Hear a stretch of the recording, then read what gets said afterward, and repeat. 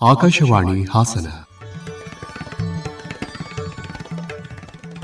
ಆರೋಗ್ಯದ ಉಪಯುಕ್ತ ಸಂಗತಿಗಳನ್ನು ತಿಳಿಸುವ ಕಾರ್ಯಕ್ರಮ ಆದಿಚುಂಚನಗಿರಿ ಆರೋಗ್ಯವಾಣಿ.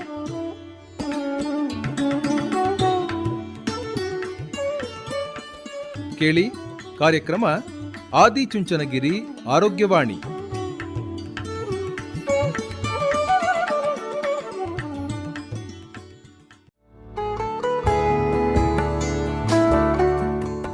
ಕೇಳುಗರಿಗೆಲ್ಲ ನಮಸ್ಕಾರ.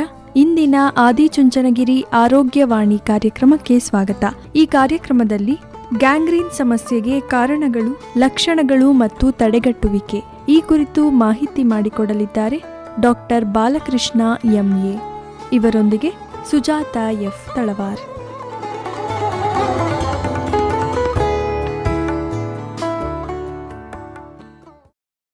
ನಮ್ಮ ಎಲ್ಲ ಪ್ರೀತಿಯ ಕೇಳುಗರಿಗೆ ನಮಸ್ಕಾರ. ಇಂದಿನ ಆದಿಚುಂಚನಗಿರಿ ಆರೋಗ್ಯವಾಣಿ ಕಾರ್ಯಕ್ರಮಕ್ಕೆ ನಿಮ್ಮೆಲ್ಲರಿಗೂ ಸ್ವಾಗತ. ಇವತ್ತಿನ ಕಾರ್ಯಕ್ರಮದಲ್ಲಿ ನಮ್ಮ ಜೊತೆಗೆ ಗ್ಯಾಂಗ್ರೀನ್ ಕುರಿತಂತೆ ಮಾಹಿತಿಯನ್ನು ಮಾಡಿಕೊಡ್ಲಿಕ್ಕೆ ಡಾಕ್ಟರ್ ಎಂಎ ಬಾಲಕೃಷ್ಣ ಅವರಿದ್ದಾರೆ. ಇವರು ಆದಿಚುಂಚನಗಿರಿ ಮೆಡಿಕಲ್ ಕಾಲೇಜಲ್ಲಿ ಸರ್ಜನ್ ಆಗಿ ಕೆಲಸ ಮಾಡ್ತಾ ಇದ್ದಾರೆ. ಸರ್ ನಮಸ್ಕಾರ. ನಮಸ್ಕಾರ. ಕಾರ್ಯಕ್ರಮಕ್ಕೆ ಸ್ವಾಗತ. ತಮಗೆ ಎಲ್ಲ ಶ್ರೋತೃಗಳಿಗೂ ನಮಸ್ಕಾರ. ಸರ್, ನಿಮ್ಮನ್ನು ನೋಡಿದ್ರೇ ನಮ್ಗೊಂಥರ ಹುರುಪು ಸರ್. ಕಾಯಿಲೆ ಬಗ್ಗೆ ಮಾತಾಡಬಾರ್ದು ಅನಿಸುತ್ತೆ. ಅಂದ್ರೆ ನಿಮ್ಮ ಜೀವನ ಅನುಭವಗಳನ್ನ ಕೇಳಿದ್ರೆ ಸಾಕು, ಕಾಯಿಲೆ ವಾಸಿ ಆಗುತ್ತೆ. ಜನಪ್ರಿಯ ಮತ್ತು ಸುಮಾರಿದೆ, ಹೇಳ್ತೀನಿ ಅಲ್ವಾ? ಹೇಳ್ತೀನಿ. ಈ ಗ್ಯಾಂಗ್ರೀನ್ ಅಂದ್ರೆ ಏನ್ ಸರ್? ಈ ಗ್ಯಾಂಗ್ರೀನ್ ಅಂದ್ರೆ ನಮ್ಮ ದೇಹದಲ್ಲಿ ಯಾವ್ದಾದ್ರು ಒಂದು ಭಾಗಕ್ಕೆ ರಕ್ತ ಸಂಚಾರ ಕಡಿಮೆ ಆದಾಗ, ಅದು ನಿಧಾನಕ್ಕಾಗ್ಬೋದು ಅಥವಾ ಇದ್ದಕ್ಕಿದ್ದಂತೆನೂ ಆಗ್ಬೋದು, ಆ ರಕ್ತ ಸಂಚಾರ ಎಲ್ಲೆಲ್ಲಿಗೆ ತಲುಪಿಸ್ತಿತ್ತಲ್ಲ ಆ ಜಾಗಗಳೆಲ್ಲ ಸತ್ತೋಗ್ಬಿಡ್ತವೆ. ಜೀವಕೋಶಗಳು ಸತ್ತೋಗ್ಬಿಟ್ಟು ಕೊಳ್ತೋಗ್ತವೆ. ಕೊಳ್ತೋದಾಗ ಅದಕ್ಕೆ ನಾವು ಗ್ಯಾಂಗ್ರೀನ್ ಅಂತ ಕರಿತೀವಿ. ಅದು ಇನ್ನೂ ಸುಮಾರು ಕಡೆ ಆಗುತ್ತೆ. ಎಲ್ಲೆಲ್ಲಿ ಆಗುತ್ತೆ ಅಂತ ಸಾಮಾನ್ಯವಾಗಿ ಅದು ಕಾಲ್ ಬೆರಳುಗಳು, ಪಾದ ಮತ್ತೆ ಕೈ ಬೆರಳುಗಳು ಇಂಥ ಕಡೆ ಆಗುತ್ತೆ. ಕೆಲವು ಸತಿ ಹೊಟ್ಟೆನಲ್ಲಿರುವಂತಹ ಕರುಳು ಮತ್ತೆ ಅಪೆಂಡಿಕ್ಸ್ ಅಂತ ಕೇಳಿದೀವಲ್ಲ, ಅಪೆಂಡಿಕ್ಸ್ ಅಲ್ಲೂ ಕೂಡ ಅದು ರಕ್ತ ಸಂಚಾರ ನಿಂತೋದಾಗ ಕೊಳ್ತೋಗ್ಬೋದು. ಅದಕ್ಕೆ ನಾವು ಮಾಯಿಸ್ಟ್ ಗ್ಯಾಂಗ್ರೀನ್ ಅಂತ ಕರಿತೀವಿ. ಅದು ಮುಂದೆ ಬಗ್ಗೆ ಹೇಳ್ತೀನಿ ಅದ್ರ ಬಗ್ಗೆ. ಅದು ಗ್ಯಾಂಗ್ರೀನ್ ಅಂತ. ಈಗ ಈ ಗ್ಯಾಂಗ್ರೀನ್ ಅಂತಂದ್ರೆ ಏನು? ಗ್ಯಾಂಗ್ರೀನ್ ಅಂತಂದ್ರೆ ನಾ ಹೇಳಿದ್ನಲ್ಲ, ರಕ್ತ ಸಂಚಾರ ಆಗ್ತಾ ಇರ್ತದೆ, ಸಲೀಸಾಗಿ ಆಗ್ತಾ ಇರ್ತದೆ.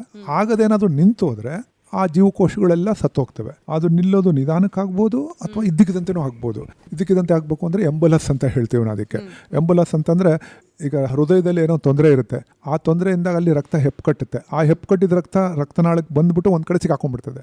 ಅವಾಗ ಸಡನ್ ಆಗಿ ಇದ್ದಕ್ಕಿದಂತೆ ಆ ಜಾಗಕ್ಕೆ ರಕ್ತ ನಿಂತೋಗ್ತದೆ. ಅದಕ್ಕೆ ನಾವು ಎಂಬುಲಸ್ ಅಂತೀವಿ. ಅವಾಗಲೂ ಒಟ್ಟಿನಲ್ಲಿ ನಿಧಾನಕ್ಕಾದ್ರೂ ಆದ್ರೆ, ಸಡನ್ ಆಗಾದ್ರೂ ಆಗ್ಲಿ ರಕ್ತ ಸಂಚಾರ ಪೂರ್ತಿ ನಿಂತೋಗ್ಬಿಟ್ರೆ ಜೀವಕೋಶಗಳೆಲ್ಲ ಸತ್ತೋಗ್ತವೆ. ಸತ್ತೋದ್ಮೇಲೆ ಅದು ಕೊಳ್ತೋದ್ಮೇಲೆ ಅದಕ್ಕೆ ನಾವು ಗ್ಯಾಂಗ್ರೀನ್ ಅಂತ ಕರಿತೀವಿ. ಸರ್, ಕಾಲಿಗೆ ಆಗೋದು ಬಹಳ ಸಹಜ ಅಲ್ವಾ? ಕಾಲಲ್ಲಿ ತುಂಬಾ ಸಾಮಾನ್ಯ ಅದು. ಯಾಕಂದ್ರೆ ಡಯಾಬಿಟಿಕ್ ಪೇಷಂಟ್ಗಳಲ್ಲಿ, BP ಇರೋರಲ್ಲಿ, ಮತ್ತೆ ಕೊಲೆಸ್ಟ್ರಾಲ್ ಜಾಸ್ತಿ ಇರ್ತದಲ್ಲ ಅವರಲ್ಲಿ ಇದು ತುಂಬಾ ಜಾಸ್ತಿ ಕಾಣಿಸ್ಕೊಳ್ಳುತ್ತೆ. ಮತ್ತೆ ಕೆಲವು ಸತಿ ಕೈನಲ್ಲೂ ಕಾಣಿಸ್ಕೊಳ್ಳುತ್ತೆ. ಏನೇನ್ ಕಾರಣಗಳು ಸರ್? ಅದಕ್ಕೆ ರಕ್ತ ಸಂಚಾರ ಆಗದೆ ಇರೋದು. ಆ ರಕ್ತ ಸಂಚಾರ ಆಗದೆ ಇರೋದಕ್ಕೆ ಕಾರಣಗಳು ಬೇಕಾದಷ್ಟು ಇದಾವೆ. ಏನು ಅಂತಂದ್ರೆ, ಧೂಮಪಾನ ಮಾಡ್ತಾರೆ ನೋಡಿ.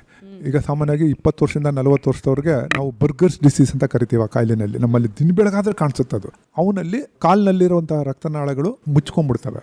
ಆಮೇಲೆ ವಯಸ್ಸಾಗ್ತಾ ವಯೋವೃದ್ಧರಲ್ಲಿ ಅವರಲ್ಲೂ ಅಷ್ಟೇ ರಕ್ತನಾಳ ಮುಚ್ಕೊಂಡ್ಬಿಡ್ತದೆ. ಅದಕ್ಕೆ ಕೊಬ್ಬಿನಂಶ ರಕ್ತನಾಳದಲ್ಲಿ ಸೇರ್ಕೊಂಡ್ಬಿಟ್ಟು ರಕ್ತ ಮೂವ್ ಆಗೋ ಜಾಗ ಕಡಿಮೆ ಆಗ್ಬಿಡ್ತದೆ. ಅದಕ್ಕೆ ನಾವು ಆಂಗ್ಲ ಭಾಷೆಯಲ್ಲಿ ಅಥೆರೋಸ್ಕ್ಲಿರೋಸಿಸ್ ಅಂತ ಕರಿತೀವಿ. ಆಮೇಲೆ ಸಕ್ಕರೆ ಕಾಯಿಲೆ ಇರೋರಲ್ಲಿ ರಕ್ತನಾಳಗಳು ಬೇಗ ಮುಚ್ಕೊಂಡ್ಬಿಡ್ತದೆ.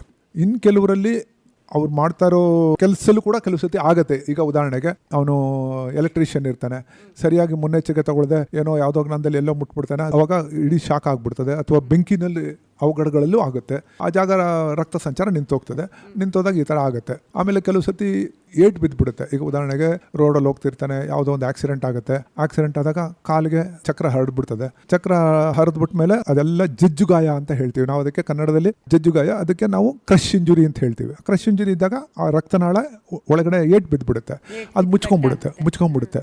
ಆಮೇಲೆ ಆ ರೋಡಲ್ಲಿರೋ ಧೂಳುಗಳು, ಅದು ಕಸದಲ್ಲಿ ಏನೇನು ವಿಷಕ್ರಿಮಿಗಳು ಇರ್ತಾವೆ ಗೊತ್ತಿಲ್ಲ. ಕೆಲವು ಸತಿ ಗ್ಯಾಸ್ ಗ್ಯಾಂಗ್ರೀನ್ ಅಂತ ಆಗುತ್ತೆ.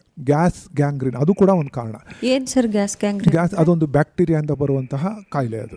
ಇನ್ನು ಕೆಲವು ಸತಿ ಏನೋ ಒಂದು ಸಣ್ಣ ಗಾಯ ಇರ್ತದೆ.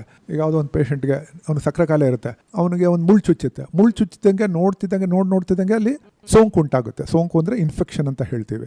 ಆ ಇನ್ಫೆಕ್ಷನ್ ಆಗ್ಬಿಟ್ಟು ಆ ಜಾಗ ಎಲ್ಲ ಊದ್ಕೊಂಡ್ಬಿಟ್ಟು ರಕ್ತನಾಳದ ಮೇಲೆ ಒತ್ತಡ ಬೀಳುತ್ತೆ. ಒತ್ತಡ ಬಿದ್ದಾಗ ಆವಾಗ ರಕ್ತ ಸಂಚಾರ ನಿಂತು ಹೋಗುತ್ತೆ. ಆವಾಗ ಅವನಿಗೆ ಗ್ಯಾಂಗ್ರೀನ್ ಆಗಬಹುದು. ಅದರಲ್ಲಿ ಸಕ್ಕರೆ ಕಾಯಿಲೆ ಇರೋರಲ್ಲಿ ತುಂಬ ಜಾಸ್ತಿ. ಬೇಗ ಆಗೋ ಸಂದರ್ಭ ಇದೆ. ಯಾಕೆ ಸಕ್ಕರೆ ಕಾಯಿಲೆ ಇರೋದಕ್ಕೂ ರಕ್ತ ಸಂಚಾರಕ್ಕೂ ಏನು ಒಳಗಡೆ ರಕ್ತ ನಾಳಗಳಿರುತ್ತಲ್ಲ ಅವೆಲ್ಲ ಮುಚ್ಕೊಂತ ಬರುತ್ತೆ.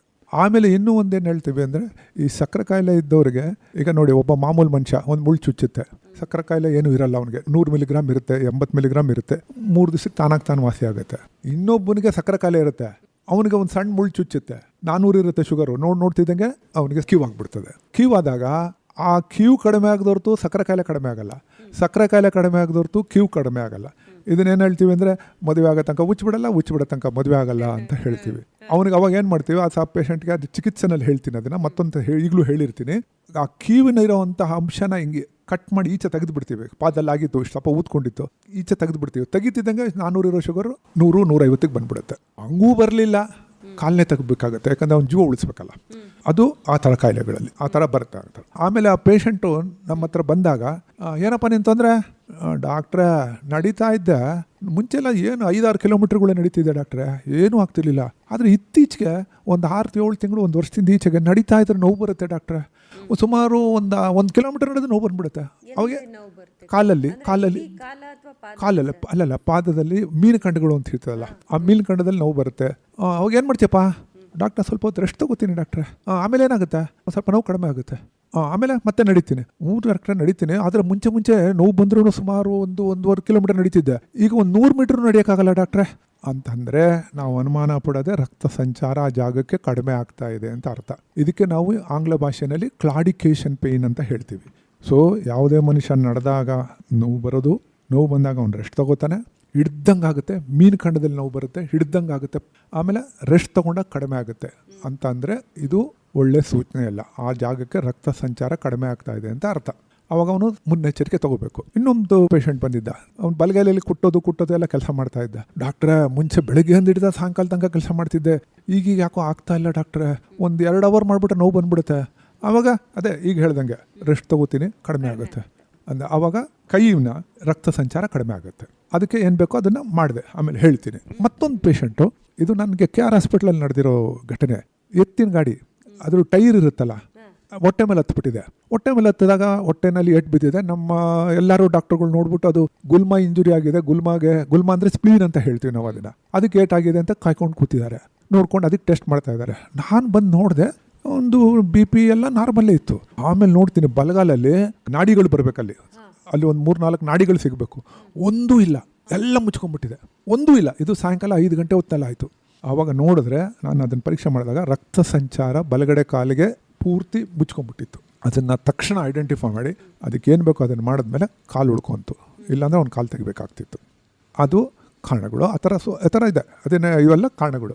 ಅದೆಲ್ಲ BP, ಡಯಾಬಿಟೀಸು, ಏಟ್ ಬೀಳ್ದಂಗೆ ನೋಡೋದು, ಅದೆಲ್ಲ ಅವೆಲ್ಲ ಅದು ಕಾರಣಗಳು. ರೋಗ ಲಕ್ಷಣಗಳೇನೇನು? ರೋಗ ಲಕ್ಷಣ ನಾನು ಮುಂಚೆನೇ ತಿಳಿಸ್ದಂಗೆ, ನಡೆದಾಗ ಕಾಲಿನಲ್ಲಿ ಅಥವಾ ಕೈನಲ್ಲಿ ಯೂಸ್ ಮಾಡಿದಾಗ ನೋವು ಬರುತ್ತೆ. ನೋವು ಬಂದಾಗ ರೆಸ್ಟ್ ತಗೊಂಡ್ರೆ ನೋವು ಕಡಿಮೆ ಆಗುತ್ತೆ. ಆಮೇಲೆ ಮತ್ತೆ ತಿರ್ಗಿ ಮತ್ತೆ ಬರುತ್ತೆ. ಇನ್ನು ಕೆಲವು ಸತಿ ನೋವು ಇಲ್ಲದೆ ಇರ್ಬೋದು. ಉದಾಹರಣೆಗೆ ಗ್ಯಾಂಗ್ರೀನ್ ಆಗಿದೆ, ಸಕ್ಕರೆ ಕಾಯಿಲೆ ಇರೋರಲ್ಲಿ ಅವರಿಗೆ ಸ್ಪರ್ಶ ಜ್ಞಾನ ಕಡಿಮೆ ಆಗಿಬಿಡುತ್ತೆ, ಅವ್ರಿಗೆ ಬೆರಳು ಕಪ್ಪಾಗಿಬಿಟ್ಟಿರ್ತದೆ, ಆವಾಗ ಅವನಿಗೆ ನೋವೇ ಇಲ್ಲದೆ ಇರ್ಬೋದು. ಸೊ ಗ್ಯಾಂಗ್ರೀನ್ ಆದಾಗ ಅದು ಬಣ್ಣ ಬದಲಾಯಿಸುತ್ತೆ. ಏನು ಬಣ್ಣ ಬದಲಾಯಿಸೋದು? ಕೆಂಪಾಗ್ಬೋದು, ಕಪ್ಪಾಗ್ಬೋದು, ಹಸಿರು ಬಣ್ಣಕ್ಕೆ ತಿರುಗ್ಬೋದು. ಆಮೇಲೆ ಸೋಂಕಿಂದನಾದರೂ ಆದರೆ ತುಂಬ ಕೆಟ್ಟ ವಾಸನೆ ಬರುತ್ತೆ, ಕೀವು ಥರ ಅಥವಾ ನೀರು ಥರ ಸೋರುತ್ತೆ, ಕೆಟ್ಟ ವಾಸನೆ ಬರುತ್ತೆ. ಆಮೇಲೆ ಅದೇನಾದರೂ ಸೋಂಕು ಇಡೀ ಮೈಗೆ ಹರಡಿದ್ರೆ ಅವನಿಗೆ ಜ್ವರ ಬರ್ಬೋದು, ನಡ್ಕ ಬರ್ಬೋದು, ಎಲ್ಲನೂ ಆಗ್ಬೋದು. ಈ ಮಂಡಿ ಹತ್ರ ಎಲ್ಲ ನರಗಳು ಬಂದು ಹಸಿರು ನೀಲಿ ಎಲ್ಲ, ಅದು ವೆರಿಕೋಸ್ ವೈನ್ಸ್ ಅಂತ, ಅದು ಬೇರೆ. ಅದು ವೆರಿಕೋಸ್ ವೈನ್ಸ್ ಅಂತ ಇದೆ, ಇದಕ್ಕೂ ಸಂಬಂಧ ಇಲ್ಲ.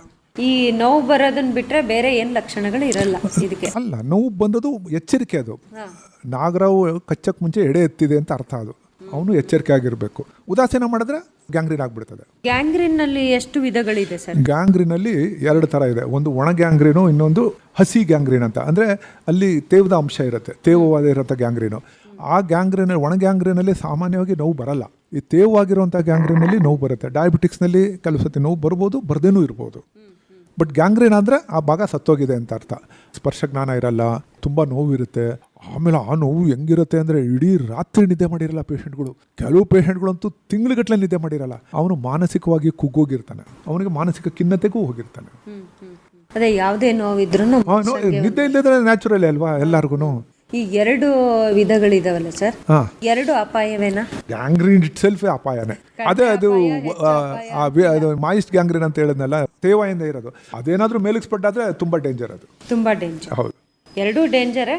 ಅದು ಇನ್ನೂ ಡೇಂಜರ್. ಅದು ಸೋಂಕಿಂದ ಕೂಡಿರುತ್ತೆ ಮಾಯಿಸ್ಟ್ ಗ್ಯಾಂಗ್ರೀನ್. ಗ್ಯಾಂಗ್ರೀನ್ ಆಯ್ತು, ಯಾವುದೋ ಒಂದು ದೇಹದ ಯಾವುದೋ ಒಂದು ಭಾಗಕ್ಕಾಯ್ತು, ಏನೇನು ಅಪಾಯಗಳಿರುತ್ತೆ ಇಡೀ ದೇಹಕ್ಕೆ? ಅದು ಕಪ್ಪಾಗಿರೋದನ್ನ ತೆಗಿಲೇಬೇಕು. ಸತ್ತಿರೋದು ಅದೇನು ಮಾಡೋಕ್ಕಾಗಲ್ಲ. ಸತ್ತಿರೋ ಜಾಗ ತೆಗಿಲೇಬೇಕು.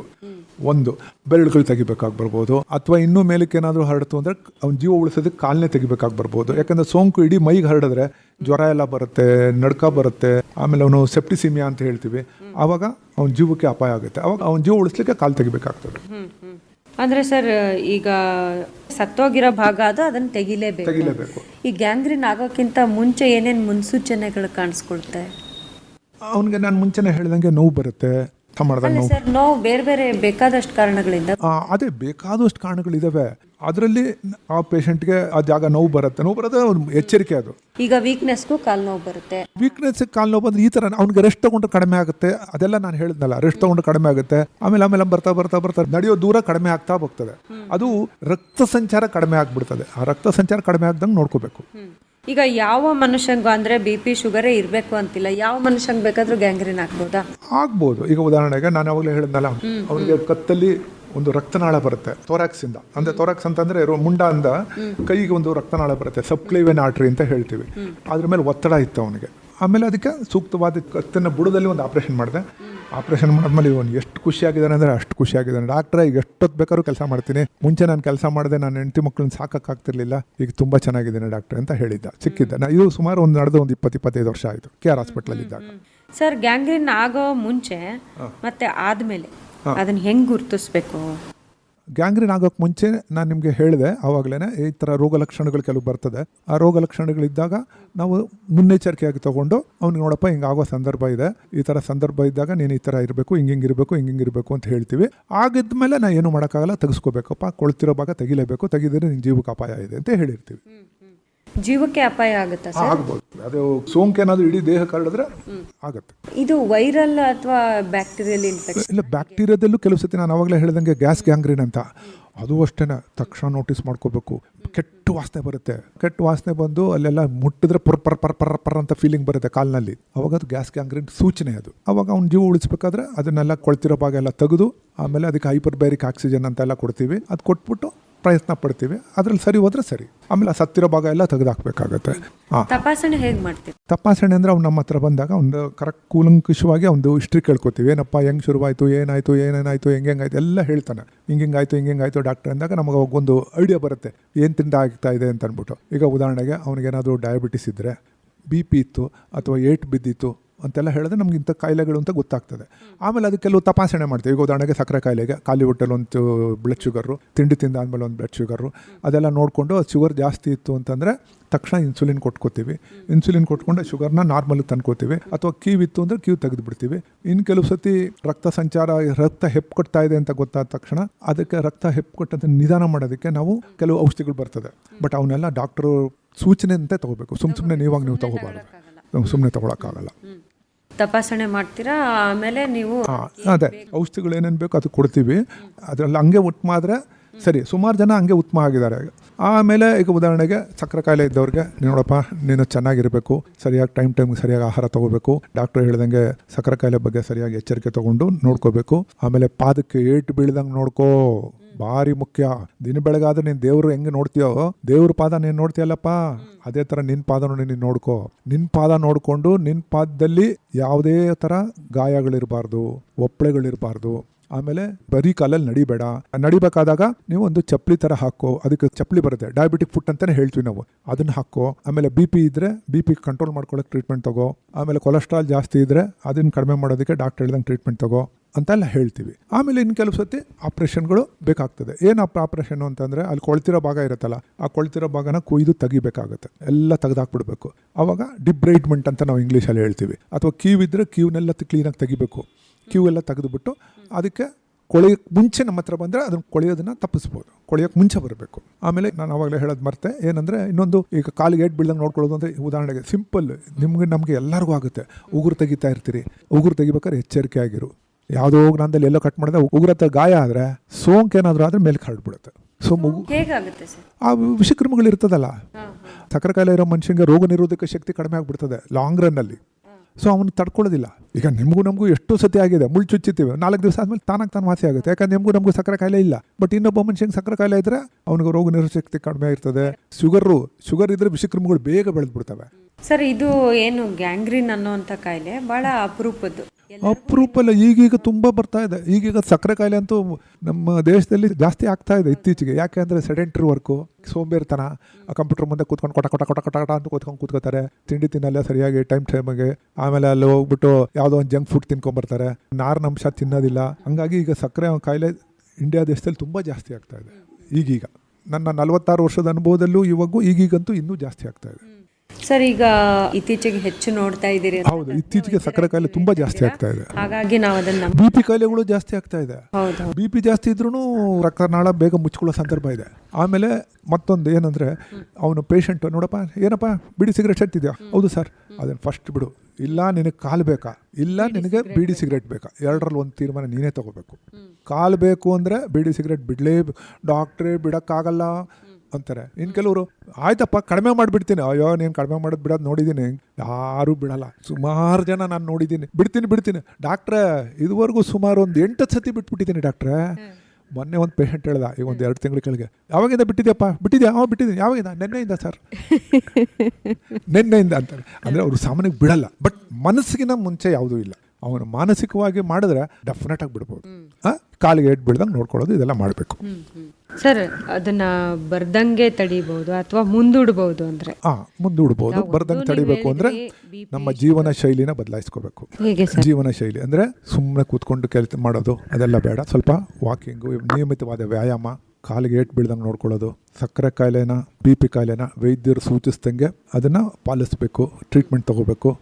ಆಮೇಲೆ ತೂಕ ಜಾಸ್ತಿ ಇದ್ರೆ ತೂಕ ಕಡಿಮೆ ಮಾಡ್ಕೋಬೇಕು.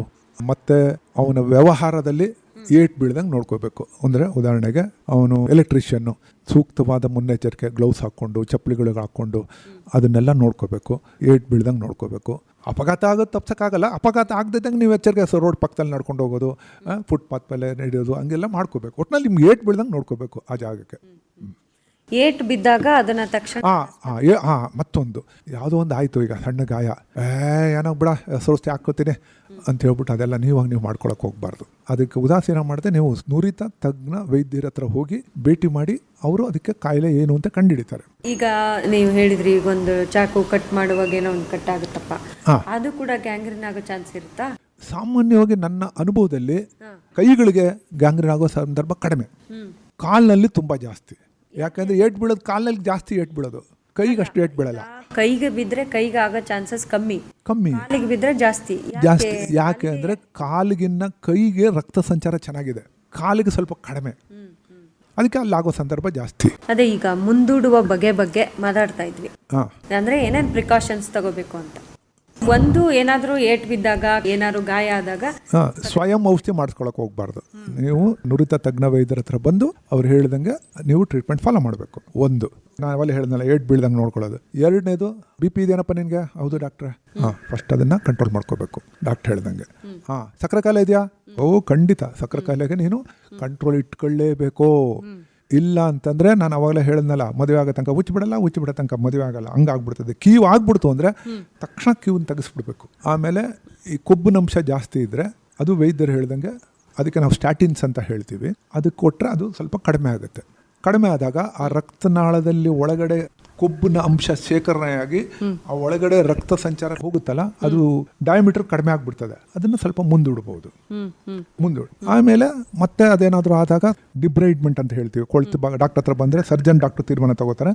ಆ ಕೊಳ್ತಿರೋ ಜಾಗನ ತೆಗೆದುಬಿಟ್ಟು ಕೆಲವು ಸತಿ ಆಪರೇಷನ್ನು ಮಾಡ್ತೀವಿ. ನಾನು ಅವಾಗಲೇ ಹೇಳ್ದಂಗೆ ನಾನು ಆಪರೇಷನ್ ಮಾಡಿದೆ. ಕತ್ತಿನ ಬುಡದಲ್ಲಿ ಅವನಿಗೆ ಆಪರೇಷನ್ ಮಾಡಿ ಒಂದು ರಕ್ತನಾಳ, ಸಬ್ ಕ್ಲೇವಿನ್ ಆರ್ಟ್ರಿ ಅಂತ ನಾವು ಇಂಗ್ಲೀಷಲ್ಲಿ ಹೇಳ್ತೀವಿ, ಅದ್ರ ಮೇಲೆ ಒತ್ತಡ ಬಿದ್ದಿತ್ತು. ಆ ಒತ್ತಡನ ನಿವಾರಣೆ ಮಾಡಿದ್ದಕ್ಕೆ ಅವನು ಖುಷಿ ಆದ. ಇನ್ನು ಕೆಲವು ಸತಿ ಈಗೀಗ ಹೊಸ ಆಪರೇಷನ್ಸ್ಗಳು ಬಂದಿದ್ದಾವೆ. ಆಂಜಿಯೋಪ್ಲಾಸ್ಟಿ ಅಂತ ಮಾಡ್ತೀವಿ, ಮತ್ತೆ ಬೈಪಾಸ್ ಸರ್ಜರಿ ಅಂತೆಲ್ಲ ಮಾಡ್ತೀವಿ. ಈಗೀಗ ತುಂಬಾ ವಿಜ್ಞಾನದಲ್ಲಿ ಮುಂದುವರೆದಿದೆ. ಬೈಪಾಸ್ ಸರ್ಜರಿ ಮಾಡ್ಬೋದು, ಆಂಜಿಯೋಪ್ಲಾಸ್ಟಿ ಮಾಡ್ಬೋದು. ವಿಧಿನೇ ಇಲ್ಲ ಅಂದ್ರೆ ಕೊಳ್ತೋದ್ಮೇಲೆ ಏನು ಮಾಡೋಕ್ಕಾಗಲ್ಲ, ಕಾಲು ತೆಗಿಲೇಬೇಕು ಅಥವಾ ಬೆರಳುಗಳು ತೆಗಿಲೇಬೇಕು. ಕೊಳ್ತಿರೋ ಜಾಗ ತಪ್ಸಕ್ಕಾಗಲ್ಲ. ಸರ್, ಇದು ವ್ಯಾಸ್ಕ್ಯುಲರ್ ಸರ್ಜನ್ ಅಂತಾರಲ್ಲ, ಅವ್ರು ಮಾಡ್ತಾರಾ ಅಥವಾ ಎನಿ ಸರ್ಜನ್? ಈಗೀಗ ಎಲ್ಲಾನು ಬಂದಿದೆ, ಹೊಸ ಅದು. ಇನ್ನೊಂದು ಸ್ವಲ್ಪ ದಿವಸ ಹೋದ್ರೆ ಬಲ್ಗಂಡ್ಗೆ ಒಬ್ಬ ಡಾಕ್ಟ್ರು, ಎಡಗಂಡ್ಗೆ ಒಬ್ಬ ಡಾಕ್ಟ್ರು ಬರಬಹುದು, ಗೊತ್ತಿಲ್ಲ. ಈಗೀಗೆಲ್ಲ ತಜ್ಞ ವೈದ್ಯರು, ನುರಿತ ತಜ್ಞ ವೈದ್ಯರುಗಳು ಬಂದಿದ್ದಾರೆ. ಈಗೆಲ್ಲ ಮುಂಚೆಲ್ಲ ನಾವೇ ಮಾಡ್ತಾ ಇದ್ವಿ. ಹಾಗಾಗಿ ಈ ಏನೇ ಸಮಸ್ಯೆ ಇದ್ರೂ ತಜ್ಞ ವೈದ್ಯರ ಅಭಿಪ್ರಾಯವನ್ನ ತೆಗೆದುಕೊಳ್ಳಲಾರದೆ ಸ್ವಂತ ನಿರ್ಧಾರ, ಸ್ವಯಂ ಔಷಧಿ, ಸ್ವಂತ ಔಷಧಿ ಏನು ಮಾಡ್ಕೊಳಕ್ ಹೋಗ್ಬಾರ್ದು. ಆಮೇಲೆ ಈಗಂತೂ ಸಾಮಾಜಿಕ ಜಾಲತಾಣಗಳಲ್ಲಿ ನೋಡ್ಬಿಟ್ಟು ಆಗ ಔಷಧಿ ಹೆಚ್ಚಿದ್ರೆ ಈ ಗಿಡಮೂಲಿಕೆ ಹೆಚ್ಚಿದ್ರೆ ವಾಸಿ ಆಯ್ತದೆ, ಅದೆಲ್ಲ ಮಾಡಕ್ ಹೋಗ್ಬಾರ್ದು. ಆಮೇಲೆ ಮತ್ತೆ ಹೇಳ್ದಂಗೆ prevention is better than cure ಅಂತ ನಾವು ಹೇಳ್ತೀವಿ. ಅಂದ್ರೆ ರೋಗ ಬರೋದಕ್ಕಿಂತ ಮುಂಚೆ, ಬಂದಾದ್ಮೇಲೆ ಒದ್ದಾಡೋ ಬದಲು ಬರೋಕ್ಕಿಂತ ಮುಂಚೆನೇ ಎಚ್ಚರಿಕೆ ಆಗಿರ್ಬೇಕು. ಅದು ನಾನು ಕೆಲವೆಲ್ಲ ಅಲ್ಲೇ ಹೇಳಿದೆ ನಿಮ್ಗೆ. ಆ ಎಚ್ಚರಿಕೆ ತಪ್ಪಿಸ್ಕೊಂಡ್ರೆ ನೀವು ಡೆಫಿನೆಟ್ಲಿ ಇವತ್ತಾಗೋದ್ರೆ ಮುಂದಕ್ಕೆ ಹಾಕ್ಬೋದು, ಆಮೇಲೆ ನೋಡ್ಕೊಳ್ಳೋಣ. ಸರ್, ಇದು ಆನುವಂಶಿಕವಾಗಿ ಏನಾದ್ರು ಬರುತ್ತಾ? ಆನುವಂಶಿಕವಾಗಿ ಕೆಲವು ವ್ಯಾಸ್ಕ್ಯುಲಾರ್ ಮಾಲ್ ಫಾರ್ಮೇಷನ್ ಅಂತ ಹೇಳ್ತೀವಿ, ತುಂಬಾ ಅಪರೂಪ. ತುಂಬಾ ಅಂದ್ರೆ ತುಂಬಾ ಅಪರೂಪ, ಸಾಮಾನ್ಯವಾಗಿ ಬರಲ್ಲ. ಆಮೇಲೆ ಇದಕ್ಕೆ ಅದು ಆನುವಂಶಿಕ ಅಂದ್ರೆ ಕೆಲವು ಸತಿ ಹಾರ್ಟ್ ಪ್ರಾಬ್ಲಮ್ ಇರುತ್ತದೆ. ಹಾರ್ಟ್ ಪ್ರಾಬ್ಲಮ್ ಬಂದಾಗ ಅಲ್ಲಿ ರಕ್ತ ಹೆಪ್ಪು ಕಟ್ಬಿಡ್ತದೆ, ಹೃದಯದ ಕೋಣೆ ಹೇಳಿ ಆ ರಕ್ತ ಹೆಪ್ಪು ಕಟ್ಬಿಟ್ಟು ಅದು ಈಚೆ ಬಂದ್ಬಿಟ್ಟು ರಕ್ತನಾಳಕ್ಕೆ ಬಂದ್ರೆ ಆಗಬಹುದು. ಅವೆಲ್ಲ ತುಂಬಾ ಅಪರೂಪ. ಇದಕ್ಕೆ ಯಾವುದೇ ಲಸಿಕೆ ಆ ಥರದ್ದೇನು ಇಲ್ಲ? ಲಸಿಕೆ ಇದುವರೆಗೂ ಯಾರು ಕಂಡುಹಿಡಿದಿಲ್ಲ. ಈ ಗ್ಯಾಂಗ್ರೀನ್ ಬರ್ದಂಗೆ ಲಸಿಕೆ ಯಾರು ಕಂಡುಹಿಡಿದಿಲ್ಲ. ಹಾಗಾಗಿ ನಾವು ಪ್ರತಿದಿನದ ನಮ್ಮ ಚಟುವಟಿಕೆಗಳಲ್ಲಿ ಕಾಶಿಯಸ್ ಆಗಿ ಇರಬೇಕು. ತುಂಬಾ ಧನ್ಯವಾದಗಳು ಸರ್. ಇದುವರೆಗೆ ಗ್ಯಾಂಗ್ರೀನ್ ಕುರಿತಂತೆ ಒಳ್ಳೆ ಮಾಹಿತಿಯನ್ನ ಮಾಡಿಕೊಟ್ಟಿದ್ದೀರಾ. ನಮಸ್ಕಾರ. ನಮಸ್ಕಾರ.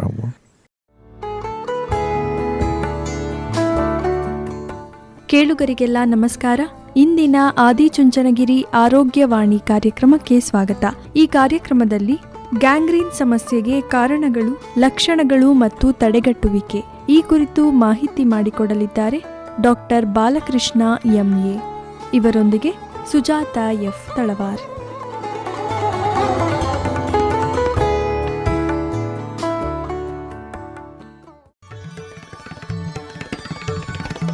ಇದುವರೆಗೆ ಆರೋಗ್ಯದ ಉಪಯುಕ್ತ ಸಂಗತಿಗಳನ್ನು ತಿಳಿಸುವ ಕಾರ್ಯಕ್ರಮ ಆದಿಚುಂಚನಗಿರಿ ಆರೋಗ್ಯವಾಣಿ ಕೇಳಿದಿರಿ.